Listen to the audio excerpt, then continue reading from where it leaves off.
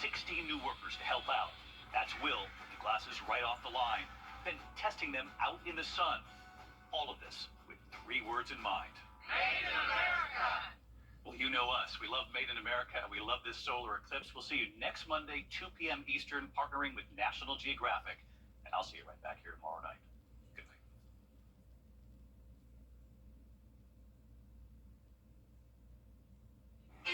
A strong cold front brought us storms earlier today, and now it's bringing us cooler temperatures. Tonight will fall into the 40s and highs tomorrow only in the 60s, along with those winds staying gusty. All the details coming up. Right now on News Channel 6 at 7, play underway at the Augusta National Women's Amateur. We'll take a look at the first round. Also ahead, a shooting at Diamond Lakes has those around the park feeling unsafe. We spoke to those who live in the area. And new murals in the city of Augusta will tell you where they are and the purpose behind them. Your News at 7 starts now. Live from Television Park, this is WJBF News Channel 6 at 7.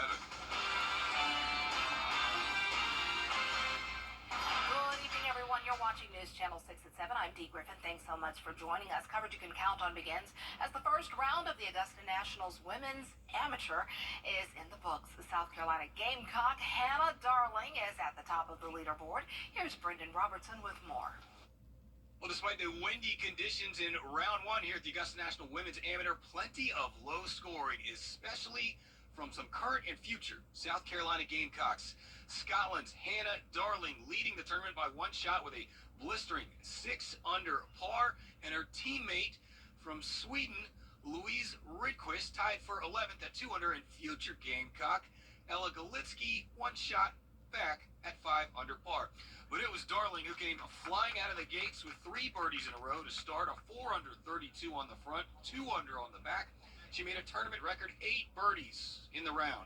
South Carolina coach Kaylin Anderson out here watching her ladies become stars in the making, taking pictures and signing autographs for fans and future NWA stars. I'm so proud of them. I mean, it's just fun to see their hard work pay off, and obviously it's day 1, a lot of golf left, but they played solid. They played solid all spring, and fun to actually have their parents out here from overseas and have them enjoy that, and look forward to tomorrow and the rest of the week. For Hannah Darling, this is her 3rd appearance in this tournament. In the last month, she won the Darius Rucker Intercollegiate and finished runner-up at Augusta University's tournament down the road at Forest Hills. Her teammate, Louise Rydquist, tied for 11th, and though they hail from Bonnie Riggs, Scotland, and Bjarnamo, Sweden, they're proud to be putting on for the Gamecocks. It's a privilege. We are very lucky to have had the opportunity by our coach, Kaylin Anderson. She's a great coach, and we come from a great culture. At South Carolina, our women's basketball team is doing great. Our men's basketball team is getting a lot better, and we just come from a really supportive group of athletes, and that's a really nice thing to be able to represent. Coming in on the last holes and saw Hannah on top of the leaderboard, and we grind together every day, and we strive to obviously beat each other out there every day as well. But we're also teammates, so we cheer on each other, and it's beautiful to have that relationship out here, especially being my first time out here. Round 2 scheduled to go off Thursday morning at 8 a.m. from both tees, and it is cut day. Only the top 30 and ties will get to play Saturday's final round at Augusta National Golf Club. Reporting from Champions Retreat, Brendan Robertson, WJBF News Channel 6.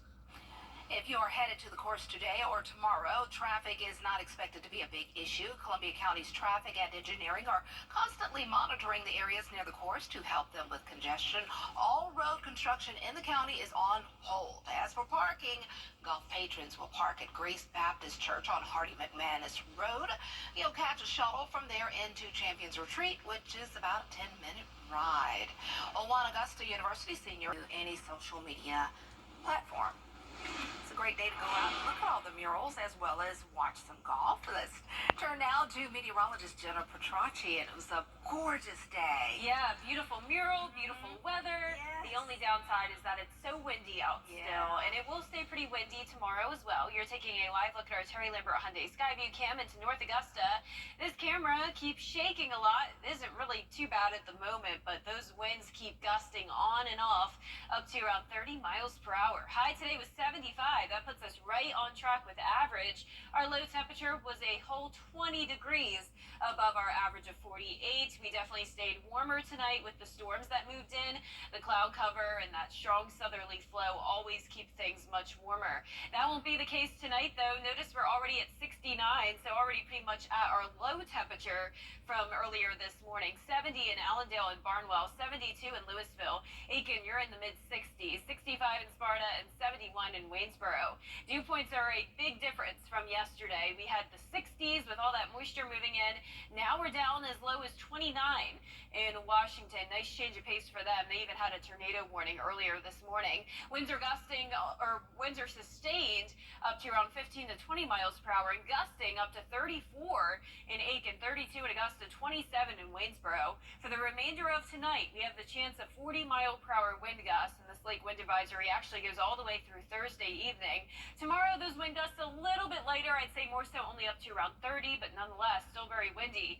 Here's the cold front that brought us the storms earlier. All of that activity now out to sea, but this is still part of a strong and powerful low-pressure system that's now bringing snowfall up towards the Midwest and Great Lakes region. For us in northwestern Georgia and Tennessee, it is just some light shower activity, but this is what's also responsible for keeping those winds gusty the rest of tonight through tomorrow.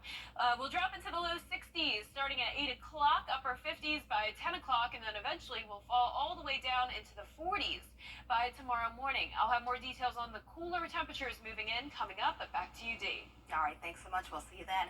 After weeks of sound and fury over businesses and crime, Augusta commissioners. News Channel 6. April is National Donate Life Month, and Piedmont Hospital is honoring organ donors and those who have received organs. The event this afternoon featured a representative from LifeLink, parents of organ donors, and the CEO of Piedmont. They spoke in support of those who have donated their organs to help others. They hope more people choose to be an organ donor if they are able. The significance of what we're doing today is raising the Donate Life flag just as a visual symbol for everybody to see and ask questions about. And we raise it at 108. And the reason for that is because one donor can save the lives of 8 individuals through organ donation. We also celebrate tissue donors this time of year, eye donors, everyone who's given that gift. And we're just happy and proud to be a part of it. 10 organ transplants were done at Piedmont, Augusta. There are 100,000 people in America waiting for an organ transplant, and more than 3,000 of them are in Georgia. Well, coming up, a 7.4 magnitude earthquake struck the island of Taiwan, leaving almost 1,000 people injured. We'll have the latest on the tragedy when we return. Hello, I'm Adrian Walker to Cash Street. All the rest. It was amazing how they took care of my case. One call, that's all. Now to the violent earthquake in Taiwan. The death total is rising. At least 9 people have been killed, and now more than 900 injured from what's being described as the strongest earthquake to hit the region in 25 years. Ike Ajachi is here with the latest. Shelves shaking, supermarkets in disarray, buildings reduced to a pile of rubble. Just some of the harrowing scenes after a massive 7.4 magnitude earthquake rocked the entire island of Taiwan just before 8 a.m. local time. According to the U.S. Geological Survey, the epicenter was found near Hualien, a city on the eastern coast. More than 100 aftershocks, including one with a preliminary magnitude of 6.5, striking the island. The quakes were considered shallow. Their depths were 21 and 7 miles deep, respectively. Shallow quakes are said to be more damaging than deeper ones. This building in Hualien collapsing in on its first floor, while another was left leaning at an angle. Other reported damage include 9 sections of local highways and 11 roads with falling stones or cracked pavements. Public transit shutting down across the island, disrupting the morning commutes of 23 million people and sending them running for their lives. These videos showing apartments rocking back and forth, shelves falling over from the chaos. In Taipei, monitors in a newsroom can be seen violently shaking amid the ongoing quake, while a warehouse crumbled into rubble, unable to withstand the tremors. The damage is devastating. Landslides have affected the countryside, and tsunami warnings were issued in Taiwan, Japan, and the Philippines. Ike Ajachi, ABC News, Washington. Here at home, a woman from Swainsboro now lives about 2 hours from the epicenter. News Channel 6's Barkley Bishop spoke to her by phone this morning. I had never experienced something so violent, and I was holding on to the door frames, and my refrigerator started moving. And it's, refrigerator is quite massive. And then the shoe rack started moving, the shoes flipped over, and then some picture frames fell, and shoes flew out, and the drawers were opening and closing. And this was like the first thing in the morning, and I started praying. I just started praying. And those prayers worked for Alexandra. Her apartment didn't have any major damage, and her 2 children were at school when it happened. They were able to get outside, and everyone stayed safe. It's going to be a chilly Wednesday night. Temperatures falling into the low 40s. Winds also staying gusty all the way through our Thursday evening. Staying sunny as well through the weekend. It's going to be beautiful. And then next week, we'll have an unsettled weather pattern. All those details coming up. Next week's news is complicated. That's why WJBF.com makes it easy. Get clear, accurate stories that don't waste your time. Plus, get the latest video in one click with WJBF Plus. Get it all at WJBF.com. Now, your most accurate forecast with WJBF Live 5 for 6. Good Wednesday evening. We've had a lot going on today weather-wise. This morning we started out with warmer temperatures, higher dew points, and of course the storms. I'm sure a lot of us woke up to the sound of thunder, seeing some lightning. We had power outages, some trees down, but just like that, look at our view now on our Terry Lambert Hyundai Skyview cam. Back to beautiful sunshine, and the dew points are much lower. We have all this dry air moving in, and also much cooler air. We're sitting at 69 degrees, but I can tell you by tomorrow morning we'll be in the 40s, so still not too cold just yet, but that will change shortly. Winds coming in at 18 miles per hour from the northwest, bringing in that cooler air. So earlier today we had the southwesterly flow, no longer the case. Dew points are down into the low 30s. Satellite radar showing the cold front along the coastline with the showers and storms ahead of it, so most of the 2-state nice and dry now, but that cold front is part of a low pressure system that's still generating a lot of active weather across the Midwest and Great Lakes region. Snow happening now all the way into April up in parts of the northwest or northeast as well. The dew points are all over the place, so we're still seeing some of the 60s along the coastline and down in Florida where there's still some storms, but back out towards the west and to the north of us we're seeing the 20s, so all this dry air is moving in behind that system. Temperature wise, we're in the low 60s to low 70s, a little bit warmer down towards the south, still at 70 in Waynesboro, but only 63 up in Washington. It's been very windy all day. Those winds are sustained up to around 18 miles per hour, and then the wind gusts up to 35 in Edgefield, 32 in Augusta, 33 in Aiken. We do still have a lake wind advisory that lasts all the way until 8 o'clock tomorrow. So now that we're done with the storms, you would think the winds would be over with, but not quite. It's going to be windy throughout the day tomorrow, starting out at only 43, a very chilly start, and then only making it to around 63 in the afternoon. But dew points remain nice and low all the way through the weekend. That means not a chance of rain in the forecast, and each day the winds will get lighter and lighter. So by the weekend, it really won't be very windy at all. The low temperatures will hover around the 40-degree mark, some of us dropping down into the upper 30s into the weekend, so keep those winter jackets out, at least for now, and then we'll warm up again next week. Our futurecast showing that low pressure system still causing some issues up towards the Midwest, moving across towards the Northeast. It's that trailing trough that's bringing us the windy conditions for tomorrow. Possibly some high-level clouds moving in, but for the most part, a sunny day with high pressure taking over, bringing in all the cool air with that northwest wind. And then we'll eventually see a dry, cold front come through, just bringing in that reinforcing cold air, but no rain with it. Lows tonight will be in the low 40s under clear skies. Highs tomorrow will be in the low to mid-60s, around 10 degrees below our average. And if you're a big this ain't about you. Well, Slice still comes to line striping. Each job is our best. Let's face it, news is complicated. That's why WJBF.com makes it easy. Get clear, accurate stories that don't waste your time. Plus, get the latest video in one click with WJBF Plus. Get it all at WJBF.com. Now, your most accurate forecast next with WJBF Live 5 or 6. Good Wednesday evening. We've had a lot going on today weather-wise. This morning we started out with warmer temperatures, higher dew points, and of course the storms. I'm sure a lot of us woke up to the sound of thunder, seeing some lightning.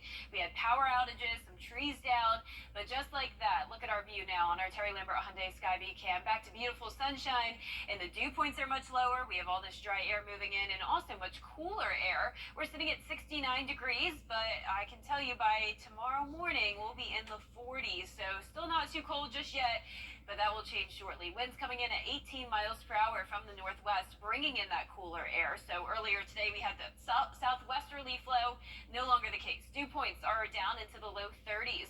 Satellite radar showing the cold front along the coastline with the showers and storms ahead of it, so most of the two-state nice and dry now, but that cold front is part of a low-pressure system that's still generating a lot of active weather across the Midwest and Great Lakes region.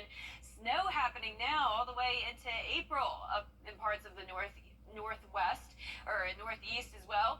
The dew points are all over the place, so we're still seeing some of the 60s along the coastline and down in Florida where there's still some storms, but back out towards the west and to the north of us we're seeing the 20s, so all this dry air is moving in behind that system. Temperature wise, we're in the low 60s to low 70s, a little bit warmer down towards the south, still at 70 in Waynesboro, but only 63 up in Washington. It's been very windy all day. Those winds are sustained up to around 18 miles per hour, and then the wind gusts up to 35 in Edgefield, 32 in Augusta, 33 in Aiken. We do still have a lake wind advisory that lasts all the way until 8 o'clock tomorrow. So now that we're done with the storms, you would think the winds would be over with, but not quite. It's going to be windy throughout the day tomorrow, starting out at only 43, a very chilly start, and then only making it to around 63 in the afternoon. But dew points remain nice and low all the way through the weekend. That means not a chance of rain in the forecast, and each day the winds will get lighter and lighter. So by the weekend, it really won't be very windy at all. The low temperatures will hover around the 40-degree mark, some of us dropping down into the upper 30s into the weekend, so keep those winter jackets out, at least for now, and then we'll warm up again next week. Our futurecast showing that low pressure system still causing some issues up towards the Midwest, moving across towards the Northeast. It's that trailing trough that's bringing us the windy conditions for tomorrow. Possibly some high-level clouds moving in, but for the most part, a sunny day with high pressure taking over, bringing in all the cool air with that northwest wind. And then we'll eventually see a dry cold front come through, just bringing in that reinforcing cold air, but no rain with it. Lows tonight will be in the low 40s under clear skies. Highs tomorrow will be in the low to mid-60s, around 10 degrees below our average. In that 10-day forecast, showing the sunny skies through the weekend, getting warmer each day, eventually back to the 70s on Sunday. Then as we go into Masters Week, it does look a bit unsettled. The first two practice rounds there will be dry, but we are seeing an increase in clouds and then eventually some showers by the time we get to the par 3 contest on Wednesday. And we'll be right back. Each year, the nomination for Celebrating Black Excellence 365, only on News Channel 6. The WJBF Live 5 or 6 Skyview Network is sponsored by Terry Lambert Hyundai. Low prices, big selection, and committed to quality customer service. A Texas dairy worker is recovering from bird flu after contracting the illness after being in contact with an infected cattle earlier this week. Health officials are monitoring the situation and say there is little risk to the public. Maddie Beertemple reports. The Centers for Disease Control says it's only the second time a human has contracted avian flu in the U.S. This was an individual who had close contact with sick cattle. Texas State Health Services spokesman Chris Van Duzen says the exact transmission path isn't clear, but it's possible that infected birds contaminated cattle feed, sickening cows, and then the person.